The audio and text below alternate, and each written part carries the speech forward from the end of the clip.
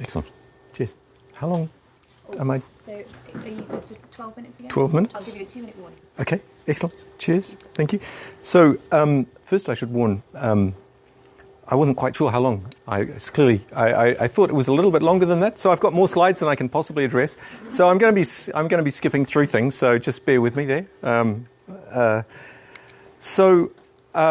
Rupert Gatti. I'm a fellow in economics at Trinity, but with a couple of others, academics here at Cambridge, we decided to set up OpenBook Publishers a few years ago, 7 years ago now, born from deep frustration with existing academic publishing, particularly for monographs. And so I'll be looking primarily at book publishing is what we were doing. So I've also sort of probably, given that I've got hardly any time anyway, I'll completely change what I was going to say.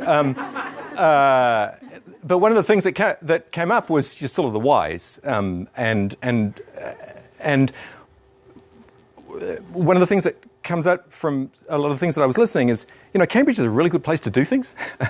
So it's all very well to say, I'll be frustrated, but when we set up, the reason we set up, we didn't want to become academic publishers, except we wanted somebody to, and eventually we had to look in the mirror and say, well, if it's not us, based here in Cambridge, who's got a better opportunity to change things than us in Cambridge? And I think that that's a pretty broad thing for all of us to think about, is that we've got really good opportunities. And when we were talking about being in this exclusive club with privilege, and let's use it. And we've got a wonderful group here. We've got a table meeting coming up later, but we can really get a hub together and become a centre of excellence for how to do open. And we've got lots of skills, and so I hope we'll discuss that shortly. So that's killed most of my time. So we set up OpenBook Publishers very quickly. This is what it is. We publish open access monographs, primarily but not exclusively in the humanities and social sciences. We're a non-profit community interest company, and we've published now about 70 open access titles from a range of different authors, some that you've probably heard of, people like Noam Chomsky and Amartya Sen, and a lot that you won't have heard of, like fresh PhD students. So it's a pretty broad range. It's also a pretty broad range of subjects. As I said, primarily humanities and social sciences, but now going into the sciences. And this is the sort of thing that we look at. Scholarly books come in, a range of different formats, and they've all got very different, the whys. Why make it open? And I think the whys in all of these areas are different, and they need to be addressed and thought about differently. Research monographs, just very quickly, I know that it's a science audience here. A lot of people say, what's the difference between a book and a collection of articles? One of the big differences for humanities and social sciences is the book is the research tool. So very few people know what it is they're going to write when they start writing a book. That's not the same with an article. I think most people, when they're going to write an article, know what they want to say. With a book, it's the process of writing the book, which is the creation of the knowledge. So the monograph becomes the experimental toolkit with which you undertake your discovery of knowledge. So therefore, there is a role to a book which is a little bit more than it needs to be appreciated. Therefore, if you bring in different things that you can do with a book, you also introduce new research techniques.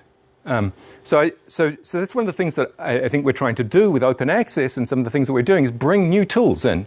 What you can do with a book is different. Therefore, what you can do with your research is different. Therefore, you can do different research. And now we come back to the whys. When I talk about open access generally around Cambridge to academics, they roll their eyes and saying, just shut up, I've had enough, mandates are killing me. Mandates have really, everybody just wants to just get on with their research. Just don't shut up about open access. And so one of the things that we have to do is say why. And I think we've got to get back to the fact that you can do better research. It's better research that you do if you engage with this. And that's going to be, in what ways is it better is going to differ from place to place and from person to person and from research topic to research topic.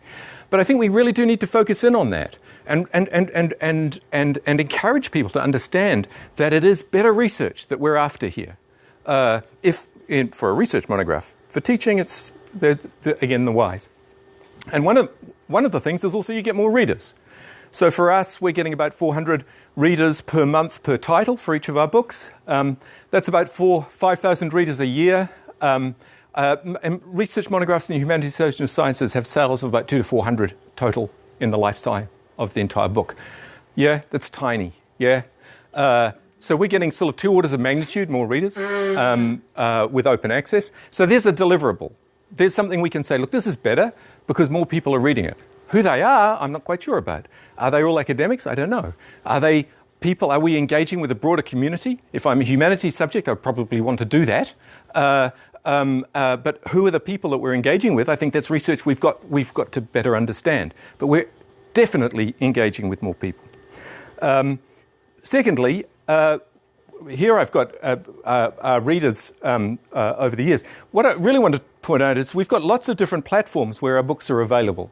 And this is also important, as we've talked about a couple of times before, about discoverability. Making things open is all very well, but if nobody knows that it's there, it's useless. Similarly, in open access publishing, if that means you've got a free PDF posted up on a university repository somewhere, it's unlikely that it's going to be engaged with very much. If you really want to make things open, it's about getting it out there, putting it out in lots of different places, getting it onto lots of different platforms so that people know it's there and come to you. And I think we need to put that into the back of the mind as well, that just because we satisfy the mandate and I've made a free PDF available and look, it's on some, well, whereabouts is it again? That's not really what we're wanting to be doing. So better dissemination. We can do better research. I've got a list of things. I can't possibly go through them all now. But what I wanted to do was very quickly show a couple of examples of ways that we've interacted with academics here in Cambridge in the last few years to make better research through their dissemination. And so the first area, individuals and also institutions. I think also research centres, faculties, project centres can think about the dissemination process as part of the infrastructure of their project and really engage with that positively. So very quickly, this is one person. This is a work which is a translation. It's actually a mishmash of different researchers in different areas coming together to create so it's fundamentally a translation of Dennis Diderot's Rameau's Nephew, a new translation done by a couple of scholars. It's a wonderful new translation, but it's got a couple of other things with it. The editor, Marion Hobson, who's from here in Cambridge, was a fellow at Trinity, in fact was the first female fellow at Trinity, but is now a professor down at Queen Mary. She wanted to engage this with a couple of other things. First of all, she wanted a collection of biographies of all the people that were mentioned in this book. It's an old book. Not everybody's going to remember who they were now. So let's have some biographies of the people that are mentioned. And the second was there was a whole lot of music that was there that nobody's ever heard of anymore because nobody's ever heard of the music. In fact, you can't even find it on YouTube or you can't find it anywhere because it hasn't been recorded in a lot of cases.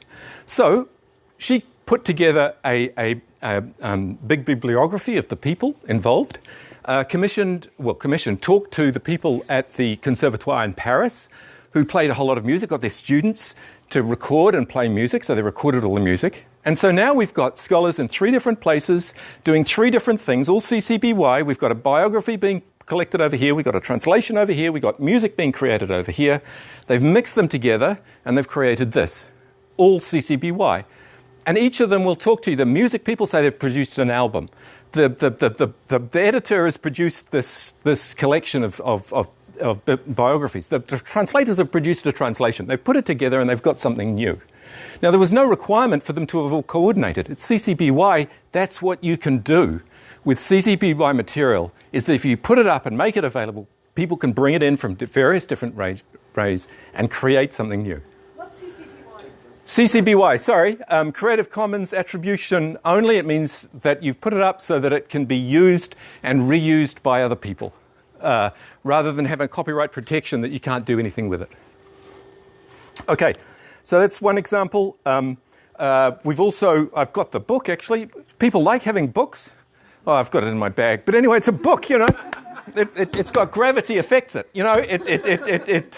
Americans say it's got lap value, you know, and So it's a book, and embedding music into a book is sometimes, is more problematic sometimes. So it's got little QR codes there, so you can scan it on your mobile, so you can read the book and listen to the music and do other things at the same time. Yeah. So it's all possible. Okay. Very quickly, this is how much time have I got? Have I still got 2 minutes? Your 2-minute warning in 8 seconds. In 8 seconds, okay. In 80 seconds, I've got a 2 minute. And so this is a guy, Tony Cross. Tony Cross is a retired professor in Russian. He is not your a naturally digital active person. Is this being streamed live?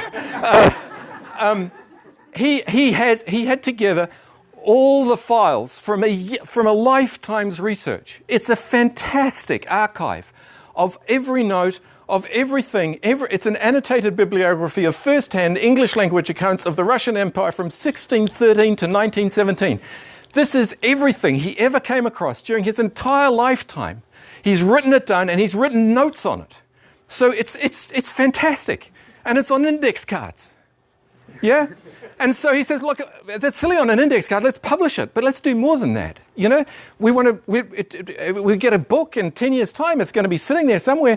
Somebody's going to dust it, and they come bring it out and say, "Wow, that's a great book. Wow, I wish I'd known about that when I was doing my research on." And so as well as being able to publish it, we've been able to put it up on Wikiversity. We could recode it all into wiki text.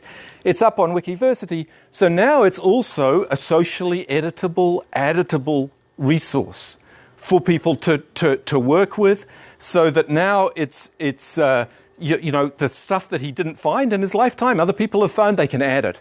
As some of these letters get digitalized, you can put the link in. So this becomes a fundamental resource moving forward, rather than just a book on a shelf. Yeah? It's better research. 20 seconds. So let me just flip through. We've got some textbooks, making open access textbooks in the UK. It's so the examination boards who decide the syllabus are owned by publishers. It's extraordinary. So if you want to produce a textbook and make it open access, you've got to get it registered, and guess who has to register it? The examination board. Okay, and so it is very, very difficult to make open access, open educational resources for textbooks. So here's a couple of attempts we've done. I'll skip through. Some maths books. Again, the classics books were Ingo Gildenhard here in Cambridge. We've got mathematician here, Stephen Siklos, who's probably based right here, who's got a mathematics book coming out again, so that students can read it. They don't have to go and pay the fees to an exclusive private school to be able to get good quality teaching material that they can work on for the STEP exam. And then finally, in my remaining 20 seconds, we're working with a bunch of research centres, and so here is one, which is the Conservation Evidence Group, which is based William Sutherland, who's based here in Cambridge in the biology faculty there. They have this fantastic database of accounts of what works in conservation, all these conservation experiments that have happened, and let's do studies about whether they were effective or not. It's a fantastic database. And so what they're wanting to do is disseminate it in lots of different ways. And so you might see they've got a Journal of Conservation Evidence there. And this goes back to exactly the thing. You can't publish a repeat experiment. But in conservation, it's really important that people that tried it in Northumbria and other people that tried it in New Zealand, we can look and see whether it was effective in both places, or climate might have been a bit different or something. It's really important. And so they've got a journal that does that, but they've also work with us as what works in conservation. We've got this book that sits on the top that can link through to the databases. And again, we've got links that drive through. So somebody has got a little handbook that you can have on a shelf in a policy environment somewhere, and then you can follow the links through and really drive down to find out what the data was. So again, it's a book by linking back into the data set on the one side, and it's a research centre that says, look, dissemination is our mandate, our role, and we can take that and engage with it and take ownership of it rather than flipping it out to publishers. Okay, that's me. Sorry.